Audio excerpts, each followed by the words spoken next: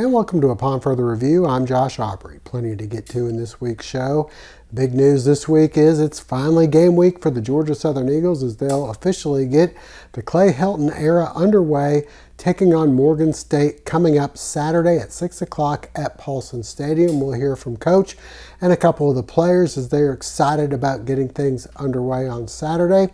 We also have some Thursday night high school football to bring you as the Portal Panthers were in action as they were taking on Robert Toombs, looking to go 3-0 on the season. We'll send you out to Portal for highlights of that. We'll also preview Statesboro High taking on Effingham County. That game taking place Friday over at Womack Field. All that, and we also have some high school softball action. Battle of Bulloch County over on the north side of the county as Portal and Bulloch Academy were playing softball against each other. All that, plenty more coming up on Upon Further Review. And a reminder before we go to break, hopefully you'll never be in an accident, but if so, please give our friends at the Sullivan Law Firm a call, 912-489-8888, or online at thesullivanlawfirm.com. McCooks Pharmacy, located on Highway 80 East, is family owned and operated by Lynn and Janie McCook, as well as their son, Josh McCook. Serving the Bulloch County area since 2005, McCooks Pharmacy offers fast and friendly service where the customers come first. Vaccinations are available, including shingles, flu, pneumonia, and Tdap. Drive-through service is available with 2 drive-through windows for your convenience. McCooks Pharmacy offers free local deliveries, and new customers are always welcome. Continuing the tradition of our family caring for your family, McCooks Pharmacy, Highway 80 East. Well, the long-anticipated first game of the season taking place this Saturday night at 6 o'clock at Paulson Stadium as the Georgia Southern Eagles get the 2022 campaign underway and the Clay Helton underway as well. We had a chance to talk with head coach Clay Helton and a couple of the players about their thoughts before they play Morgan State on Saturday. I think everyone's really excited. We've put in a ton of work since January. I think everyone kind of has a bad taste in their mouth still from the way last season went, and we want to put something new on the field this year. So, this is the first opportunity to show that we're a much different team from last season. I just think every day that now this season we're attacking things with a much better intentionality, just like the small details of things, the accountability, the discipline, the leadership on the team. I just think it's like overall a much better vibe this year on the team, and just a lot of things went wrong last year. You can go on for a while about that, what happened last season. But I think there's a freshness to this team in this season, and I think we're looking forward to showing that. I think we all feel like we have a lot to prove this season. We see the predictions about where we'll finish and everything, and the people outside, they only know last year's team. They don't know this year's team. So, like I said, we're looking forward to showing who we are. I think we're a very aggressive defense. That's what really excites me about it. We're going to be lighting up the quarterback. I think on the back end this year, I really like what we have. The guy came in, Waylon Free. I think he's going to be a great addition. Just the leadership, the energy, the juice. I think we got a lot of exotic stuff as well. So, I think it's going to be fun to watch. A lot of emotions, but it's mostly excitement. We're very eager to see what we'll do this season because we know we put in a lot of work for the last 28 weeks going through spring ball and the entire summer.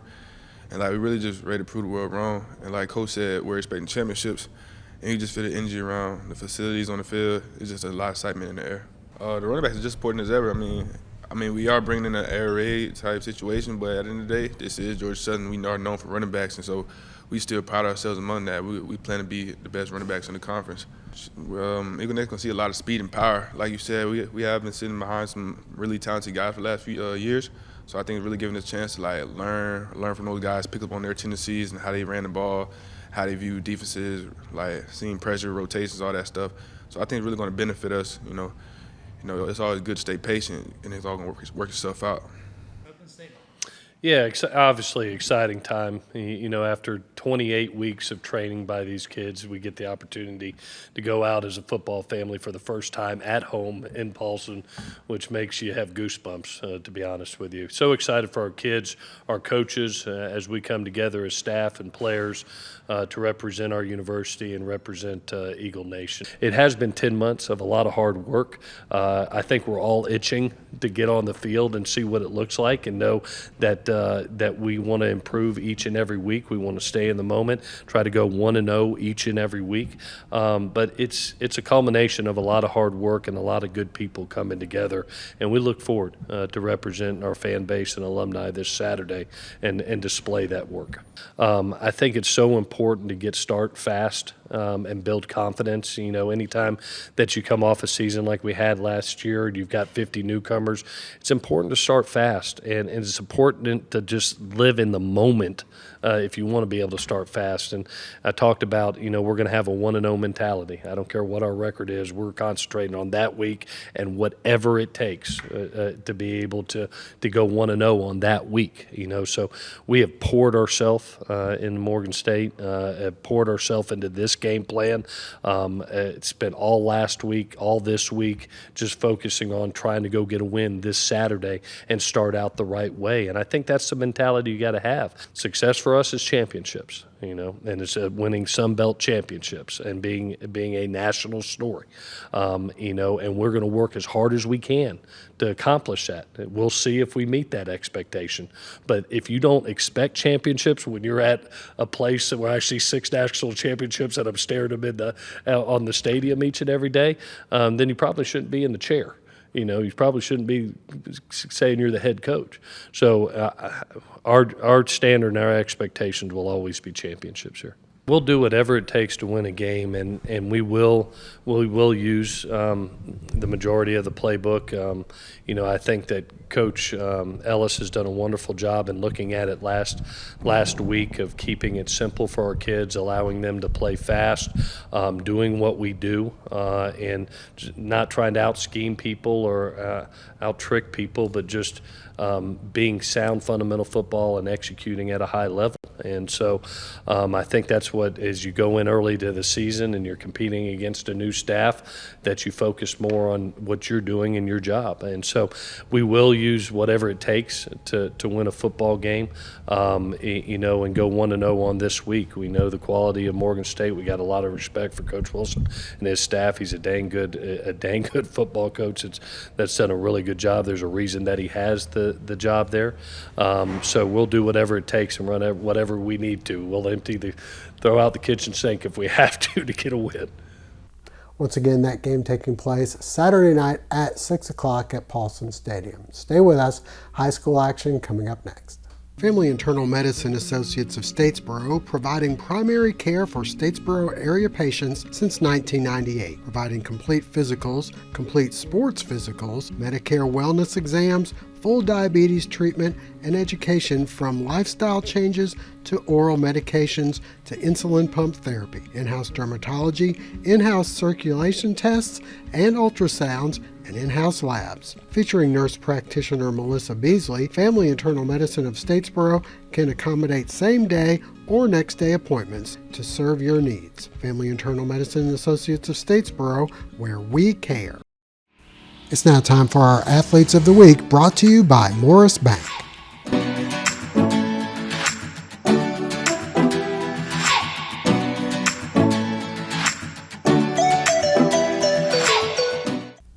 Only 2 of our area high school football teams in action this week, but we're going to hear from a few of the coaches.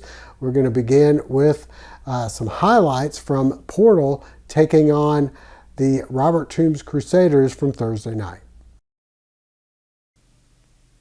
A nearly 2-hour weather delay putting a damper on the start of the Portal versus Robert Toombs game Thursday night. Once they finally did get started, a huge play as Elijah Coleman cuts back and he'll go 62 yards down the sidelines, cutting back for the touchdown. And just like that, it was 7-0 Portal. Robert Toombs having their issues as the Portal defense stiffens early on. Crusaders finally get things rolling late in the first quarter. Inside the 10, this drive, as we start the second quarter, would stall. In comes Hayden Meeks for a 25-yard field goal. It's up and good.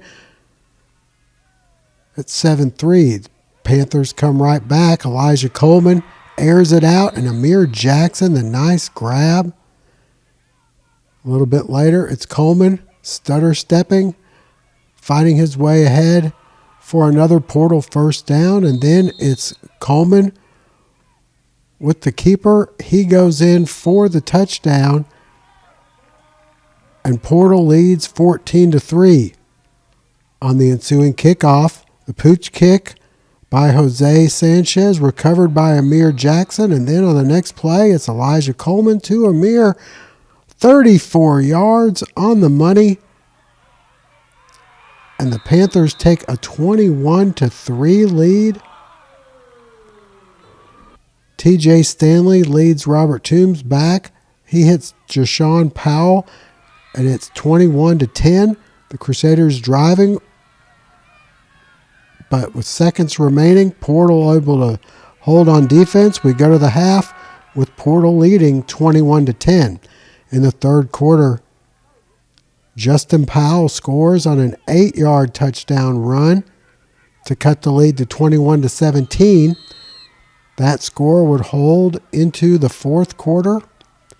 Robert Toombs driving, and Stanley finds a leaping Jashawn Powell inside the Portal 5.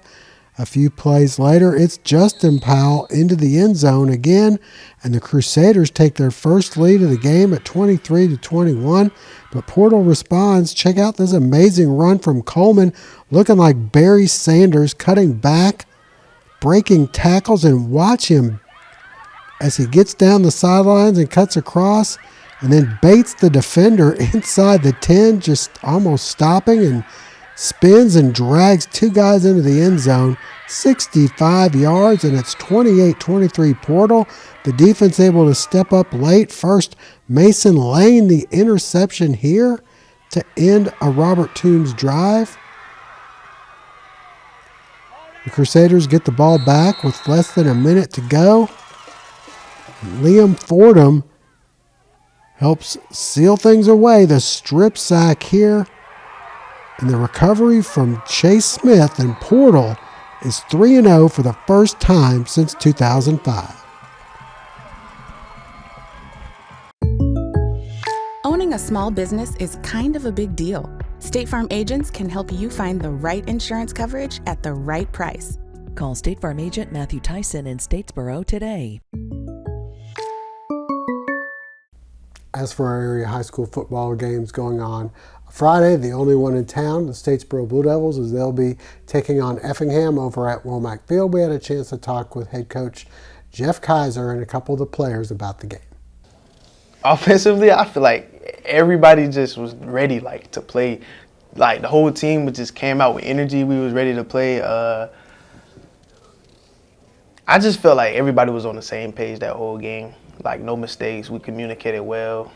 And nobody kept their head down after they scored. We just kept the energy going and flowing. And that's what, I guess, made us pull through. FM, we 0-1. Last year, we lost by 3 points, I think. So, yeah, I'm pretty sure everybody ready for this game, especially me, because of what happened last year. So I feel like everybody ready to shake back and just give them what we got. So far as the defense goes, I would say we did a lot better containing. D-line did amazing, way better than they did at Glenn, especially against their O-line.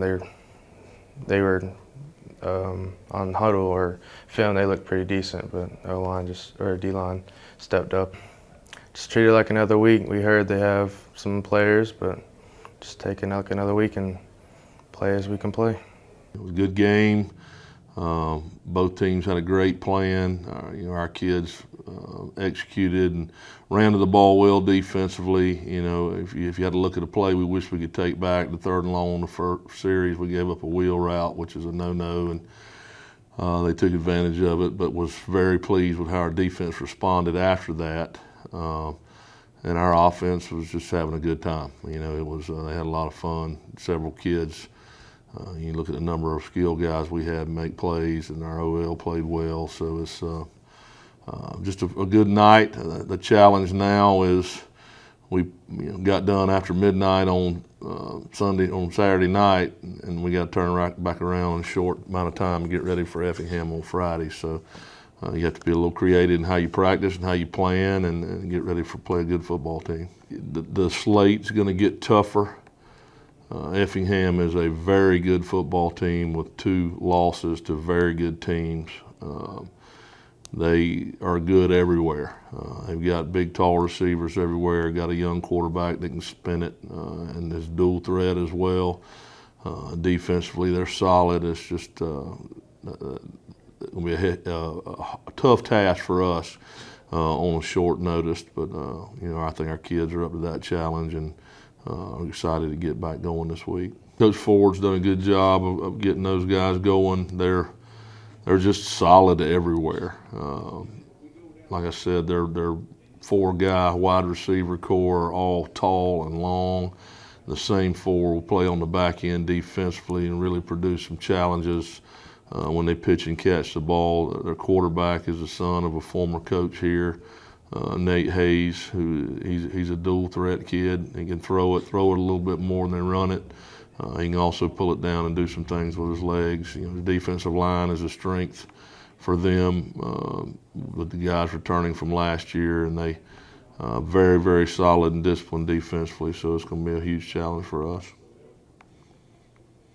Southeast Bulloch Coaches Show segment is brought to you in part thanks to Southeast Tire and Service. Southeast Tire and Service has been in business for 13 years, offering extensive vehicle repair and service from bumper to bumper. Come have a cup of coffee with us and let us help you with your car needs. Located at 400 Parker Avenue in Brooklyn. The Southeast Bulloch segment of our show is brought to you in part thanks to Bulloch Solutions. Visit them at bulloch.solutions to find out how they can connect you to the highest speeds for all your technology needs.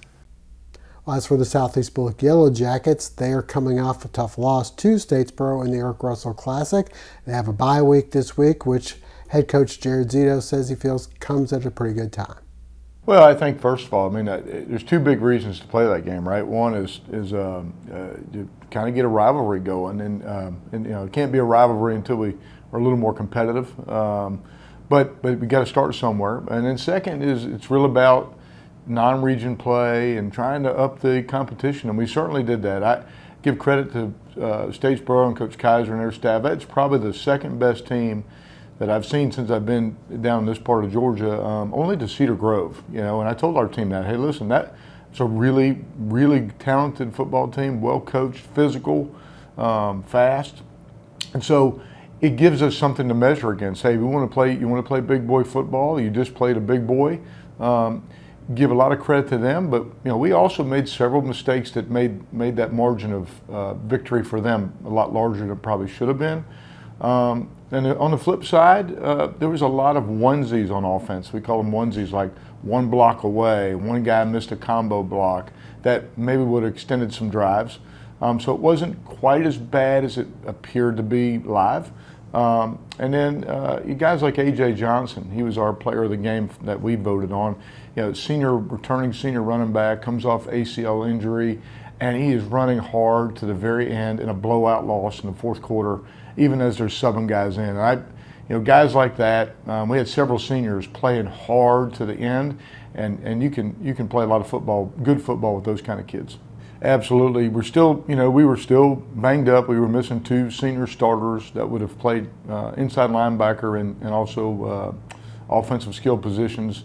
We are hopeful that they'll be back next week. I think we're getting closer to getting them back, and we were missing another freshman that was also out with an injury from the previous game. So, got to get the injury situation straight, especially when you're not really deep at those positions, and then kind of going back and just making sure we're fundamentally sound.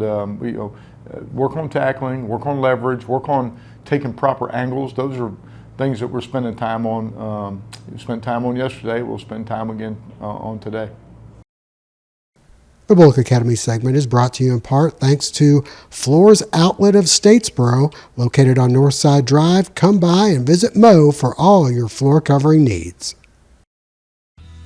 Ready for fall? Us too at RJ Pope. Get ready to cheer on your favorite team in a new performance polo from Peter Millar, Southern Tide and AFCO. Ladies, we have the best brands and trending fashions. Complete your look with one of our best-selling shoe brands, Soft, On Cloud, and Free People. Shop these brands and so much more at one of our 3 locations, RJ Pope Buckhead, Downtown, and Vidalia. Moving on now to the Bulloch Academy Gators, where Aaron Phillips' squad went up to Augusta Christian and lost for the first time this year. They're 1-1. They have a bye week this week before getting back to action next week. We had a chance to talk with him and a couple of the players about how they feel where they are. I see the progress with us as a team. You know, I feel like we fit more together than we did at the start of the season. I just feel like constantly every week we're improving. You know, honestly, I think we're progressing pretty good. You know, bye week, it's time to fix some mistakes. Definitely tackling. You know, we got to do a better job tackling. We just got to get the basics back down, you know. I feel like we're in a good spot. You know, we just got to work hard. We had some minor mistakes last week with the fumbles and stuff. So we just got to work on that, carrying the ball. And I think we're in a good spot. We're doing better on offense. We are just like getting into it. We switch centers and stuff, getting our snaps better.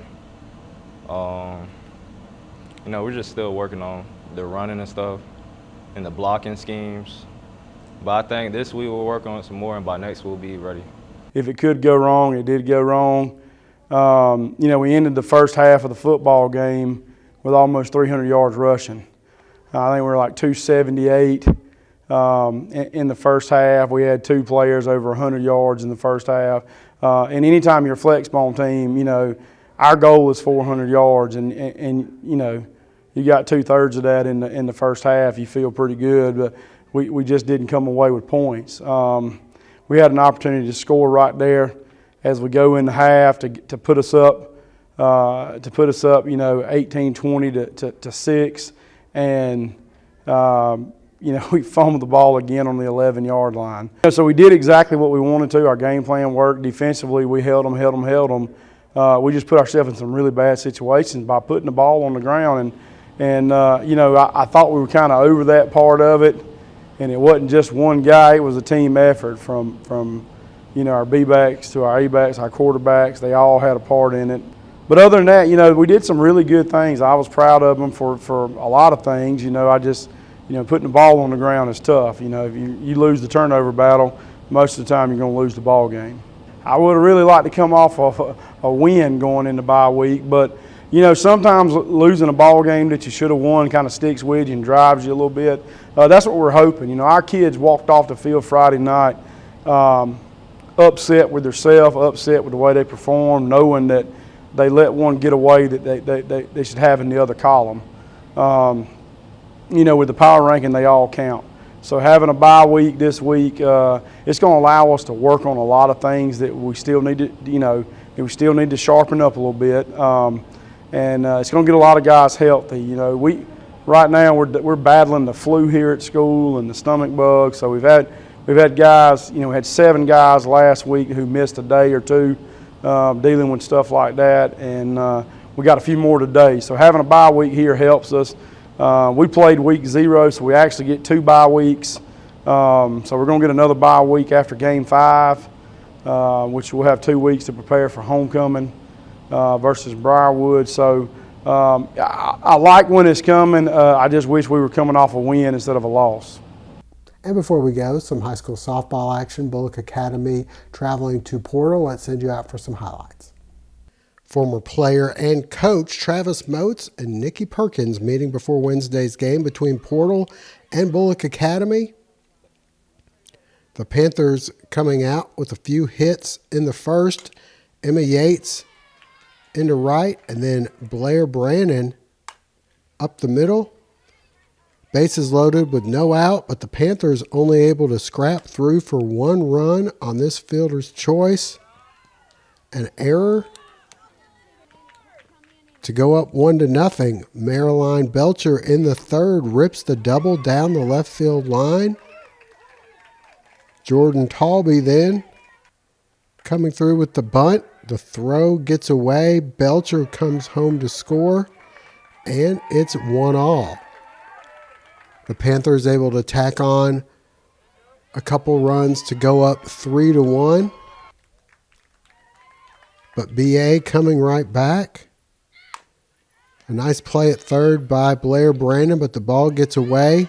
They'll try to get the runner at second, but she's safe. Then the throw to first gets away, and Addie Becker scores to make it 3-2. In the fourth inning, runners on third and trouble for the Gators on the infield pop-up, and another run scores, and it's 4-2, but BA responds.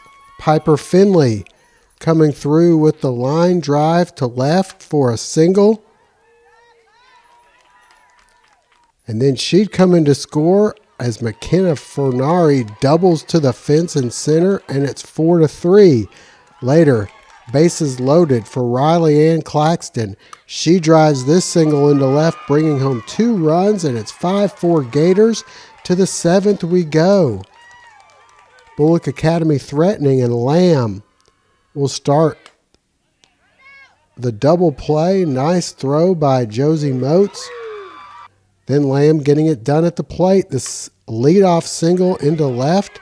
She'd eventually move over to third and then come home to score on the fielder's choice here, tying the game at 5-all. We go to extra innings and check out the tip drill grab in right by Marley Moats.